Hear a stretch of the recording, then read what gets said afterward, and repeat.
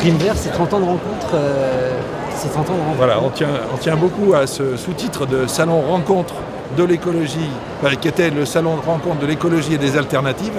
Il y a quelques années, on a changé pour s'appeler l'alter-écologie, parce qu'on réagissait sur tout ce qui était peinture verte sur un peu tout, pour dire mais nous on est plus écolo que vous, etc. Donc on voulait montrer qu'on n'était pas tout à fait pareil. Et donc voilà, donc on tient beaucoup à ce mot Salon Rencontre de l'écologie et des alternatives. Alors ça a démarré, on était, j'allais dire 3 au niveau du bureau des Verts du Rhône, qui était à l'époque une association de loi 1901, parce qu'il n'y avait pas de loi sur les partis politiques. Et on a dit comment faire se rencontrer les acteurs de l'écologie. Et donc c'était en 86 pour le printemps. Au début ça s'appelait pas Prime Vert, ça s'appelait le printemps de l'écologie. Et donc on s'est réunis, il devait y avoir 25 exposants et encore en comptant large. Et je crois 500 visiteurs au centre Pierre Valdo. Donc c'était très sympa, petit comité et tout ça. On a fait 2 ans là-bas. Après on a dit oh, bah, tiens, il y a plein de gens, c'est bien, ça marche. On est allé à l'ancien palais des congrès qui était là où il y a Interpol maintenant. Et donc on a fait 2 ans là-bas aussi, puis ça prenait de plus en plus d'importance. Entre-temps, pour les Verts du Rhône, ça devenait des budgets qui n'avaient absolument rien à voir avec une petite association on était quelques militants.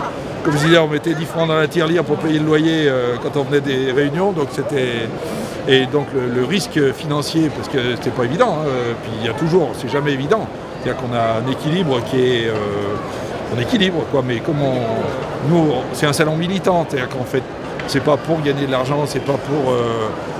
mais on veut que tout le monde, ceux qui viennent pour vendre des choses, qui s'y retrouvent. Nous, on cherche à retrouver plein de gens, que plein de gens viennent les voir, etc. Donc l'année suivante, on est allé donc à la Altony Garnier. On y est resté, je ne sais plus combien, au moins 6 ou 7 ans, quelque chose comme ça, il faudra faire les comptes. Combien 10 ans. 10 ans à la Altony Garnier, puis pareil. Et puis bon, ce qui a été un peu le seuil, c'est que la Altony Garnier a fermé pour travaux, machin, etc. Donc on est venu ici, et donc on a continué encore un peu à grossir, mais l'équipe dirigeante souhaite pas souhaite pas faire tout Eurexpo, parce que ça change d'échelle complètement au niveau de la gestion, etc. Donc là, on pense avoir trouvé un équilibre à autour de 500 et quelques exposants, parce qu'il faut les gérer.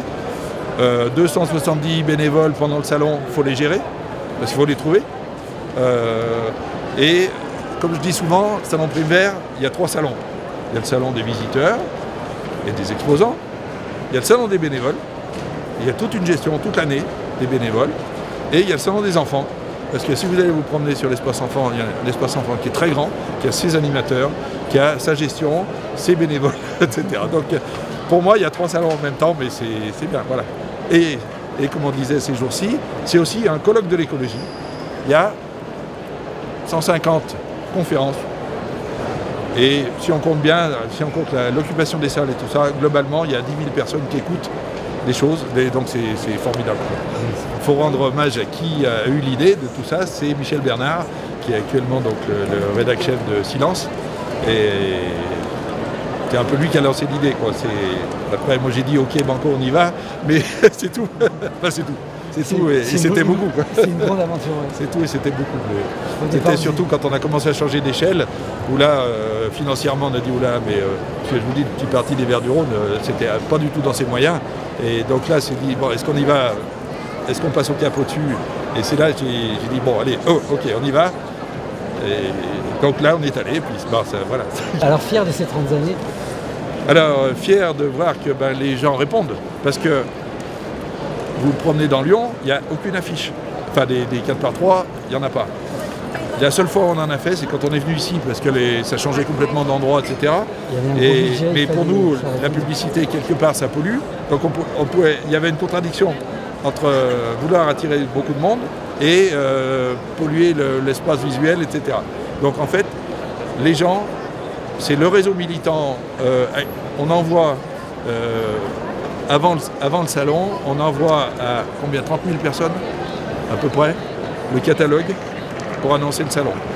Parce que c'est des gens qui ont laissé leur nom chaque année. Donc Donc ils ne viennent pas forcément tous les ans, mais ils essayent.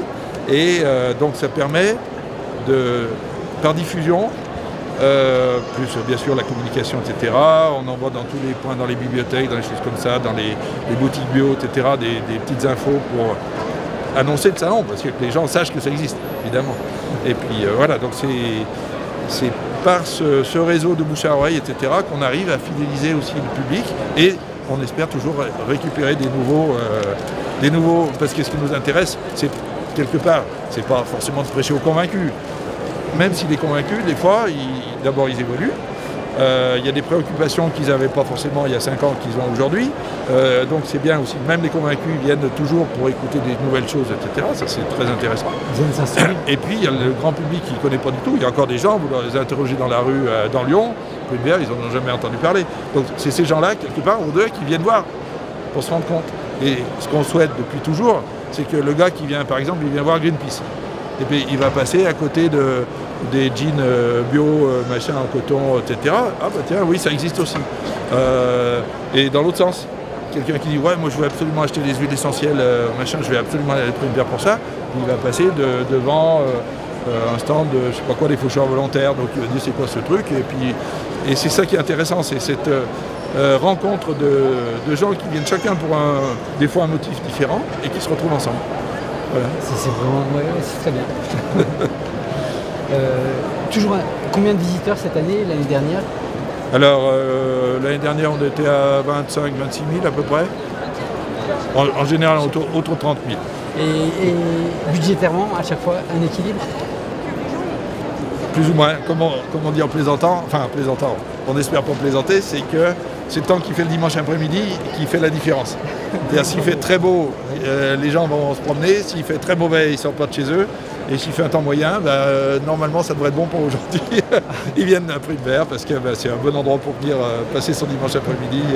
Et donc c'est ça qui nous fait la petite marge éventuelle ou le petit déficit éventuel. Donc pour l'instant on est à peu près à l'équilibre depuis...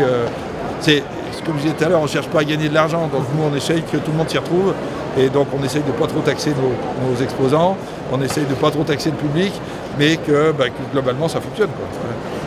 C'est une grande aventure lyonnaise. Voilà. Merci Monsieur Post. Merci.